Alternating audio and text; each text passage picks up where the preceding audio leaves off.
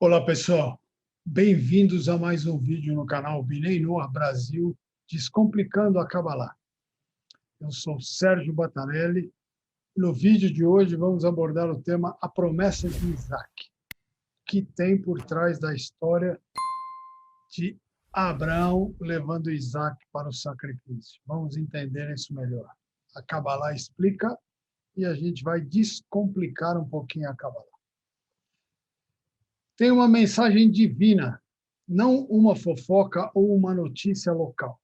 Toda a história na Torá é uma revelação divina.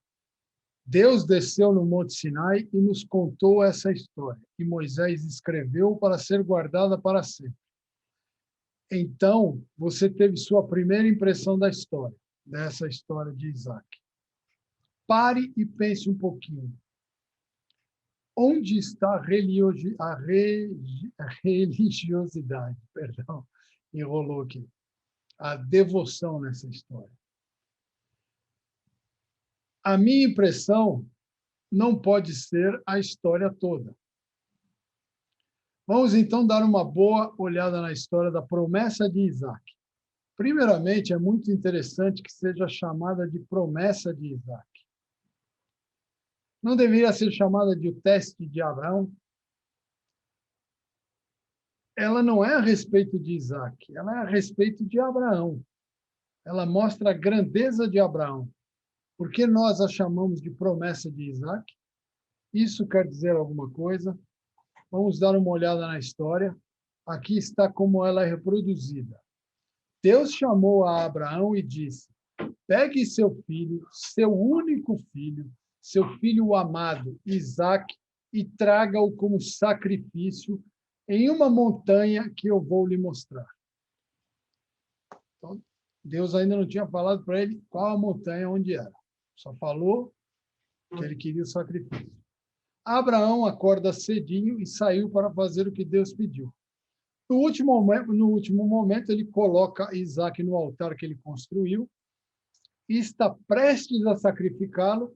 Então vem um anjo e diz: não faça isso, porque agora é sabido quão temente a Deus você é. E isso é tudo que ele tinha que acontecer. Ou seja, tinha que chegar nesse momento e o anjo ia impedir. Era só um teste. Deus só estava fazendo um teste com ele. Qual é o sentimento que você tem dessa história, desse teste? Uma história bem estranha, um teste bem esquisito, né, para nós seres humanos. Primeiro, pobre do Adão. Todo mundo vai pensar isso. Coitado do Abrão, perdão, não do Adão, do Abrão. Era só um teste com ele. Então, dá para imaginar o que passou nele, se fosse você, se fosse eu. E então, pobre Isaac, que tinha apenas 37 anos de idade, e ele já não era mais nenhum ingênuo. Ele deveria saber, pelo menos, em algum momento, que isso iria acontecer. Durante a caminhada com o pai dele, chegou uma hora que ele já sabia que ele seria o sacrifício. Ele cooperou, ele resistiu, ele era parte desse teste, ou seja, Isaac fazia parte do teste, o teste era só de Abraão. Então, primeiro, se Deus estava testando Abrão, por que envolver Isaac? Isso deve ter sido uma tremenda experiência traumática para Isaac. Por que envolver ele? Bom, Deus precisa testar Abrão. Então, Isaac precisava estar... Não. Não faz sentido. Ninguém é vítima do teste de outra pessoa. Vai fazer um teste comigo, aí a gente vai matar outra pessoa. Não faz sentido. Então, o que esse teste significa? O que é isso? Parece muito cruel e desnecessário, né? Um teste cruel e desnecessário. Deus não sabia quão devoto era Abrão? Será que Deus não sabia? Deus não sabia que Abraão iria obedecer a qualquer coisa que Deus dissesse? Realmente Deus tinha que testar alguma coisa para descobrir? Tudo sobre Abraão, ele tinha que testar Abraão? Deus sabe tudo. Porque estamos falando de Deus. Deus sabe tudo. Deus não precisa de teste. Se você somente ler essa história, você vai pensar, o que é isso que aconteceu com Abraão? O que é isso? Muita gente pensa isso. Muita gente já conversou comigo a respeito, e muita gente pensa isso, que lê essa história e a história não faz muito sentido. Ele nem mesmo suplicou pela vida de Isaac, ou seja, Abraão nem tentou intervir com Deus, argumentar e falar, não, não. Abraão implorou pelo povo mau, pelo povo... o povo não era bom, de Sodoma. Ele implorou pelo povo de Sodoma, ele tentou interceder pelo povo de Sodoma, mas não intercedeu, não implorou por Isaac, que era filho dele. O que Isaac fez para merecer isso? Ele era um bom menino. Ok, vamos olhar então o resto da história. Primeiramente, naqueles dias, sacrificar os filhos era comum, porque se acreditava na justificativa que, estando na terra, sendo humano, não era a coisa mais divertida a fazer. Estar nesse mundo aqui não era a coisa mais legal. E se você pudesse ir para o paraíso direto, seria melhor. Você ia viver lá no paraíso, aí sim ia ser interessante. Eles acreditavam em sacrifícios humanos. Eles não sacrificavam o pior menino do bairro, ou o pior menino da família. Isso não era uma eutanásia, você não está se livrando de alguém. Eles sacrificavam o melhor, o primogênito, o mais inocente, porque sacrificar o seu filho significava mandar seu filho de volta para o paraíso. Ou seja, eles acreditavam que estavam fazendo uma coisa boa, estavam mandando seu filho de volta para o paraíso. E não nesse mundo aqui. E era visto como uma bênção para quem está sendo sacrificado. Os filhos que não foram escolhidos, ou que não eram escolhidos, para serem sacrificados, se sentiam insultados. Pô, eu não sou bom o bastante para ser sacrificado? Como Deus comunicou ao mundo que sacrifício humano era uma ideia terrível? Como que Deus avisou a humanidade que isso não era bom? Veja o drama que Deus usou para explicar isso. Ele testou Abrão. Abrão era uma amostra para o mundo, para as nações, para todos os seres humanos, de que o sacrifício humano não era bom e não é bom. Ele não disse o que iria acontecer, não porque ele precisava provar alguma coisa ou descobrir quão devotado Abrão realmente era. De jeito nenhum. Ele sabia quão devoto era Abrão, mas ele precisava deixar isso claro. E não aconteceria outro evento no Sinai por centenas de anos, no Monte Sinai, onde Abrão quase sacrificou seu filho Isaac. Só houve outro evento no Sinai 400 anos depois desse acontecimento. Como ele faria essa declaração dramaticamente? Ele, Deus. Ele disse a Abrão, vá em frente, Isaac é maravilhoso, ele merece ir para o paraíso. E, claro, Abrão foi fazer isso. Abrão, estou mandando meu filho direto para o paraíso. Então, eu não estou prejudicando, eu estou ajudando ele. E, no momento exato, Deus diz, não se atreva a fazer isso, Abrão. Nem mesmo toque no seu filho. Pode parar por aí mesmo. Sacrifício humano totalmente inaceitável, de jeito nenhum. Isso causou uma impressão em ambos, em Abrão e em Isaac. E desde que eles eram os maiores professores de moral daquela época, a história vazou para todas as nações, sem sacrifícios humanos. Depois disso, qualquer um que fizesse sacrifício humano em qualquer nação no mundo seria responsável e punido, fisicamente ou espiritualmente. Porque era bem sabido que isso era idolatria. Isso não era de Deus. O que vocês estão pensando? Esse é simplesmente o contexto histórico técnico. Então, por que Abraão não suplicou pela vida de Isaac? O quê? Suplicar para ele não ir para o paraíso? Ou suplicar para não ir para meu filho não ir para o paraíso? Não tem cabimento, eu quero que ele vá para o paraíso. Ele não era como o povo de Sodoma.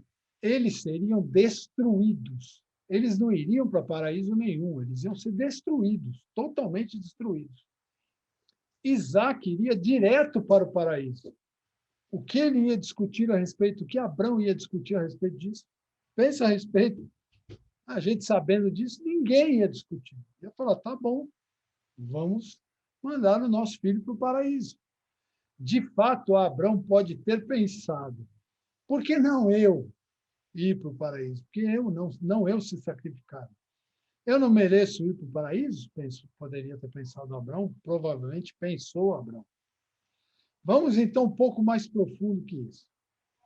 Para rever a devoção de Abraão, que, na verdade, Abraão incorporava, você tem que ver algo maior, algo mais divino, algo que uma personalidade muito boa. Abraão era bem conhecido por ser um cara maravilhoso. Abraão era um homem maravilhoso, muito bom, de uma bondade sem tamanho e sem igual. Ele era muito inspirador. De fato, quando ele se recuperava de sua circuncisão aos 99 anos de idade, o que o incomodava mais é que nenhum convidado viria à sua tenda. Ele se sentava na porta de sua tenda esperando que alguém passasse precisando de sua ajuda, precisando de comida. Por isso, Deus enviou 3 anjos para aparecer como seres humanos, para que Adão pudesse praticar sua bondade. Essa é a razão dos 3 anjos aparecerem para Abraão. Isso está na Torá. Todo mundo sabia que Abraão era um homem bondoso. Então, ele servia a Deus com bondade. Isso realmente não revelou a devoção nele, porque bom é bom. O bom não é devoção. Todos conheciam Abraão como um homem bom, mas como sua devoção a Deus seria revelada? Então Deus pediu para ele fazer uma coisa que estava diametricamente oposta à bondade. Isso é totalmente oposto ao que Abraão era, ao que Abraão fazia. Sacrificar seu único filho.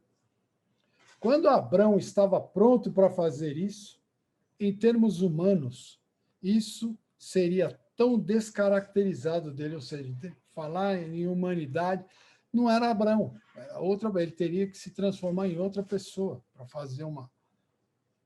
causar uma atrocidade dessa, né? Sacrificar o próprio filho.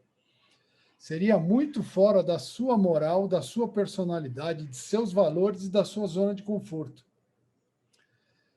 Se ele pudesse fazer isso com a mesma devoção, com o mesmo entusiasmo que ele fazia a bondade, então saberíamos que sua bondade era uma bondade divina. Ou seja, se ele conseguisse ir para sacrificar o seu filho com a mesma alegria e disposição que ele tinha quando ele praticava a bondade, então estaria mostrado ao mundo que ele tinha uma bondade divina. E, quando necessário, para os propósitos divinos, ele poderia ser o oposto da bondade também. Tudo servindo ao propósito divino. Isso nos diz algo a respeito da devoção no ser humano. Uma pessoa muito boa não é uma pessoa devota.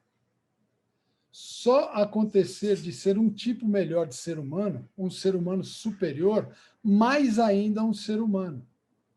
Deus queria revelar para o mundo que Abraão era mais que um homem bom, era mais que um simples ser humano. E quando você se devota a Deus, você transcende sua personalidade. Sua característica vai além. A primeira vez que Deus falou com Abraão, qual foi a primeira coisa que ele disse a Abraão? Está lá na Torá. Deus disse: saia do seu lugar de nascimento, deixe sua casa, deixe a casa do seu pai. O que isso diz para você? Transcenda você mesmo.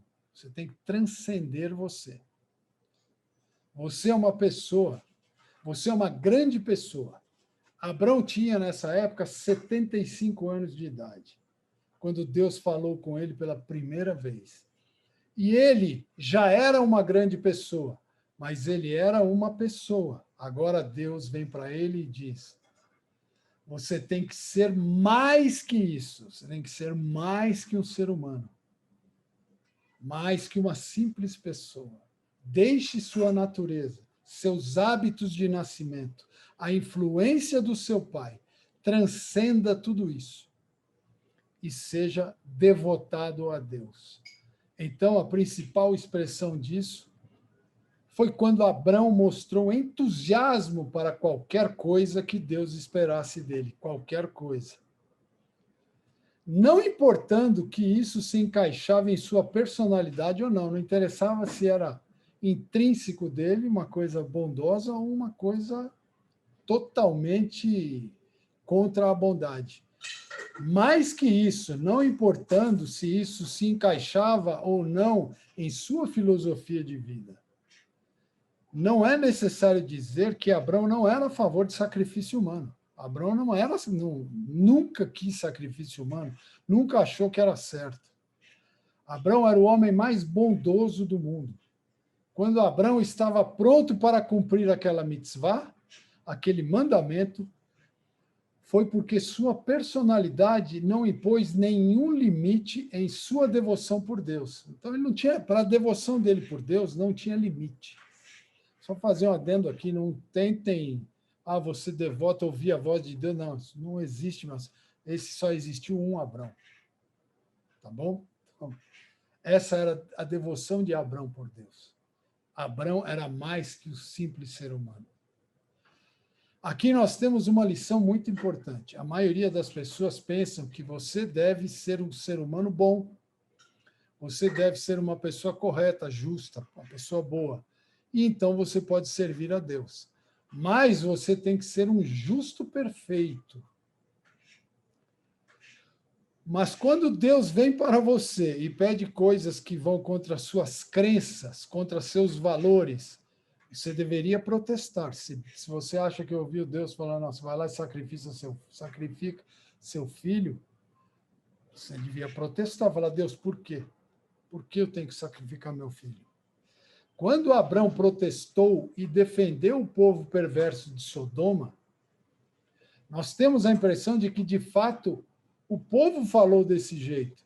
Mesmo alguns professores ensinam assim. Abrão era um homem decente e ele estava desapontado com Deus. Ele não tinha sido decente o bastante. Alguns rabinos dizem que essa é a essência do judaísmo. A essência é fazer Deus responsável quando ele se comporta mal. Como sabemos que Deus, está se comportando mal? Deus se comporta mal?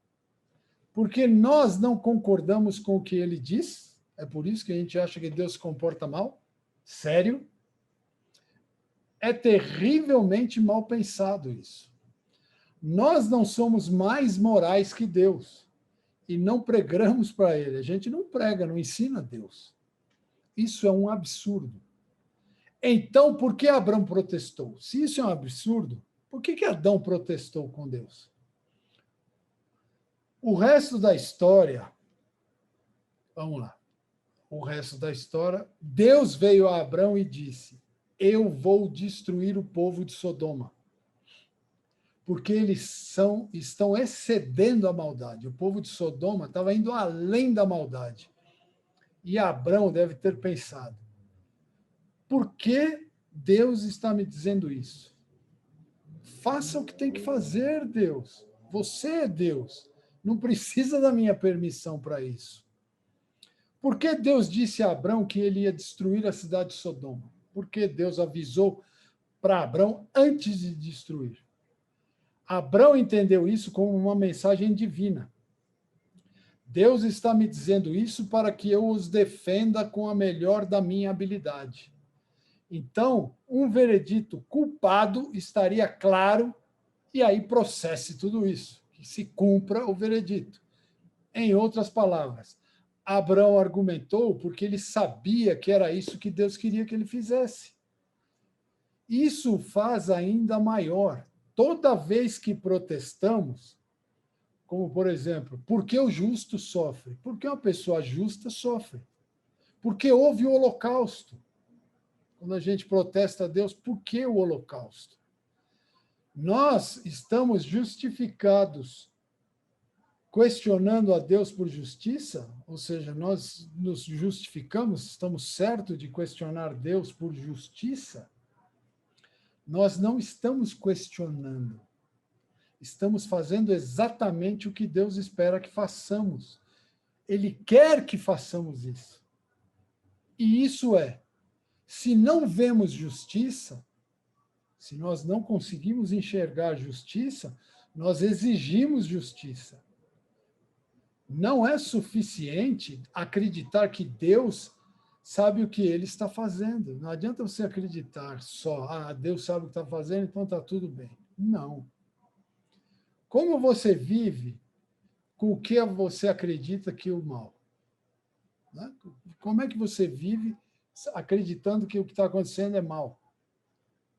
Porque você se acostumou com o mal? Aí você sofre silenciosamente? O que você deve fazer com isso? Sim, eu acredito que Deus sabe o que está fazendo. E ele sabe o que ele está fazendo.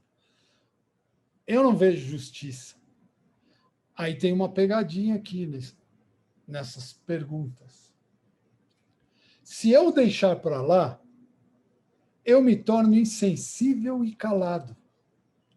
E também, né, eu não sinto mais nada, calejado.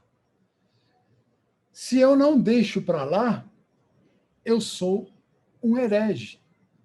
Se eu questiono, estou questionando Deus, vou ser citado como um herege. Como é que isso funciona? Eu tenho permissão para reclamar com Deus? Nós temos permissão para reclamar com Deus? Não, você não tem permissão para reclamar. Você é obrigado a reclamar. Deus quer que você reclame. Por que você não deveria se calar? Por quê? E não deveria ficar confortável com o que parece injustiça. Você não deve se conformar com a injustiça ou se conformar com a dor.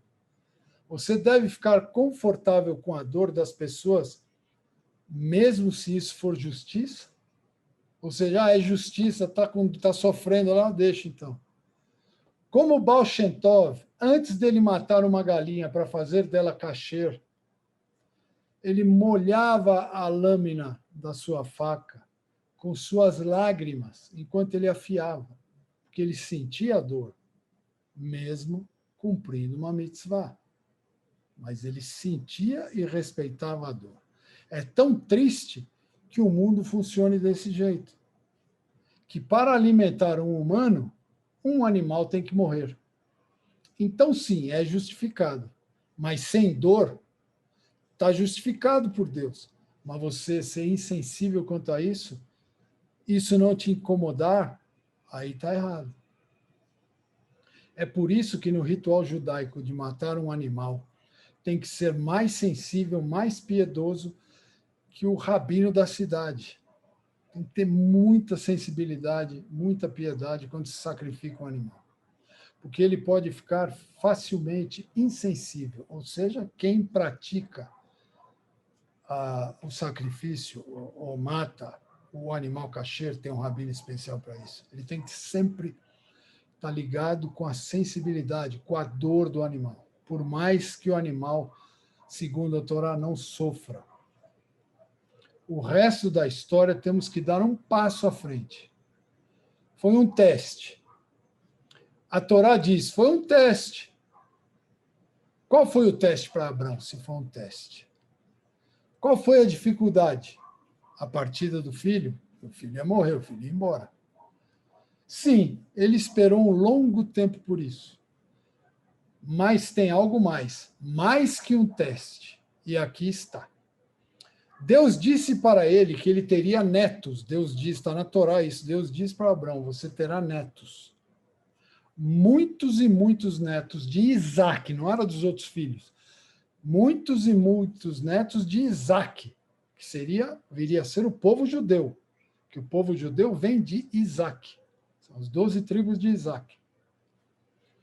Agora Deus diz, sacrifique Isaque. E Isaque ainda não tinha casado. Isso não é meio confuso? Deus prometeu que ele teria netos de Isaque, mas agora pede que sacrifique Isaque. Não confuso para um ser humano, a mensagem de Deus. Deus disse a ele que ele teria netos de Isaque, e agora Deus diz para ele sacrificá-lo antes dele se casar. Não é que esperamos que Abraão se recuse, resista, argumente contra isso. Não esperamos isso de jeito nenhum. Abraão era verdadeiramente devoto a Deus. E o que Deus dissesse não seria questionado de forma alguma. Mas Deus estava se contradizendo, sem nenhum pensamento egoísta como: eu quero meu filho, eu quero meu futuro, o que quer que seja. Mesmo Abraão não tendo nada egoísta, ele não ficou confuso? O Abraão não ficou confuso disso? Vou matar o Isaque, como é que eu vou ter neto? Como ele lidou com essa contradição? Aqui nós temos uma lição do que significa ter fé. Abraão nos ensina o que é a fé verdadeira. Era a fé de Abraão que estava sendo testada. Deus estava testando a fé de Abraão, não seu egoísmo. O que ele estava pensando quando ele foi para sacrificar seu filho poderia ser se ele fosse humano. Abraão não era um simples humano. Deus me prometeu netos, mas acho que isso não vai acontecer. Se Abraão fosse um simples humano, eu pensaria isso. Então, por que ele me prometeu? Não sei. Prometeu, mudou de ideia, não vou mais ter neto. Sendo humano, ele chegaria a uma conclusão: eu não vou ter mais netos. O que eu vou fazer com a promessa de Deus de netos? Não sei. Não sei o que eu posso fazer. Mas não foi isso que ele pensou. Ele foi sacrificar Isaque, sabendo que ele teria netos de Isaque. Como isso ia acontecer? Isso não era problema dele. Não era problema de Abraão. Isso era com Deus. Se Deus disse, você vai ter netos de Isaque, e Deus disse, sacrifique Isaque, ambos iam acontecer. E Abraão não só tinha fé, não só acreditava nisso, como ele confiava nisso. Como? Eu não preciso entender, ou seja, Abraão não precisava entender como. A fé e a confiança em Deus não tem como. Não tem explicação. Então, isso é uma lição para a gente. Não questione. Acredite e confie, faça a tua parte. Deus vai fazer isso acontecer. Você vê? Isso é fé. Isso é confiança em Deus. Fé significa que você confia em que o que deveria acontecer, mesmo quando parece completamente, naturalmente impossível. Para Deus nada é impossível. Imagine se Abraão pensasse, eu acho que não vou ter netos. Você vê como a natureza dita seus pensamentos? Quero dizer, a natureza é muito maravilhosa, mas a natureza não é Deus. O pensamento dele seria, se você sacrificar seu filho, você não vai ter netos. Essa é uma das leis da natureza, não das leis de Deus. Natureza, Deus controla a natureza. Se ele tivesse pensado dessa maneira, ele teria provado ou mostrado que ele era um ser humano, um dos melhores seres humanos, mas um ser humano legal, nada mais do que isso, assim como a gente. E Abraão não era um simples ser humano. Sua fé foi tal que, quando ele estava para sacrificar Isaque, ele estava aguardando pelos netos. Ele foi sacrificar Isaque, sabendo que viria netos de Isaque. Não interessava para ele como, mas ele sabia que viriam. Mas como isso seria possível? Seria possível porque nós estamos falando de Deus. Deus conduz o mundo, não as leis da natureza. Deus conduz as leis da natureza. Provavelmente ajuda Mas o nascimento de Isaac foi um milagre em primeiro lugar. Ou seja, a natureza ajuda, mas no caso de Isaac, não tinha natureza que ia fazer Isaac nascer. Foi um milagre de Deus, está na Torá, todo mundo sabe. Essa coisa toda foi miraculosa. Por que parar agora? Então, até Abraão pensava, tudo que envolve Isaac é um milagre. Por que vai parar agora os milagres? Não tinha como Isaac nascer, mas ele nasceu. Não tem como você ter netos de um filho que não está mais vivo. Mas quem diz que Deus não pode fazer alguma coisa? Quem diz não tem, Deus faz o que ele quiser. Isso é fé real. Isso é grandeza real, grandeza de espírito. Isso transcende o ser humano. Um pensamento final. Quem está curioso a respeito de que Joshua foi um estudante de Moisés? O que ele pensava de Moisés? O que as pessoas santas pensam de pessoas muito mais santas? Nós não temos ideia. Não podemos imaginar o que é. Arão era muito santo. Miriam era muito santa. Era irmão e irmã de Moisés. E eles dois criticavam Moisés. E Deus ficou desapontado com eles. A crítica deles foi: nós somos todos santos. Por que Moisés é diferente da gente? Deles dois. Por que ele age diferente? E Deus veio até eles e disse: não comecem com Moisés. Ou seja, não vão discutir, criticar e arrumar encrenca com Moisés. Ele é diferente, não tem outro igual a ele. É fascinante como as pessoas muito santas viam outras pessoas muito santas. O que eles viam, o que eles se impressionavam com alguém, o Rebbe anterior fez essa observação. A grande coisa que Abrão foi, quando Deus disse, sacrifique seu filho, ele não perguntou se tinha ouvido corretamente, né? Como qualquer um de nós. Imagine se Deus chega para um de nós e diz, sacrifique seu filho.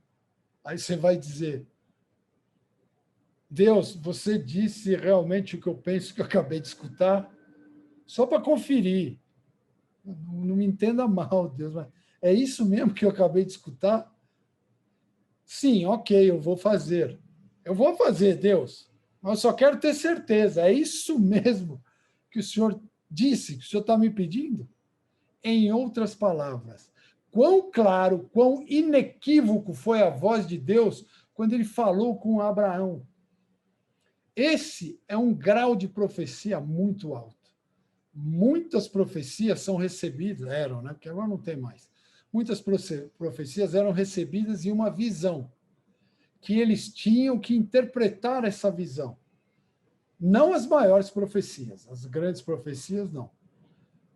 Mas quando eles interpretavam corretamente, era escrito na Torá. Deus dizia, sim, você entendeu direito. Em uma profecia, Deus disse, o que você vê? Ele descreveu o que ele viu e Deus disse, isso Deus conversando com um dos profetas.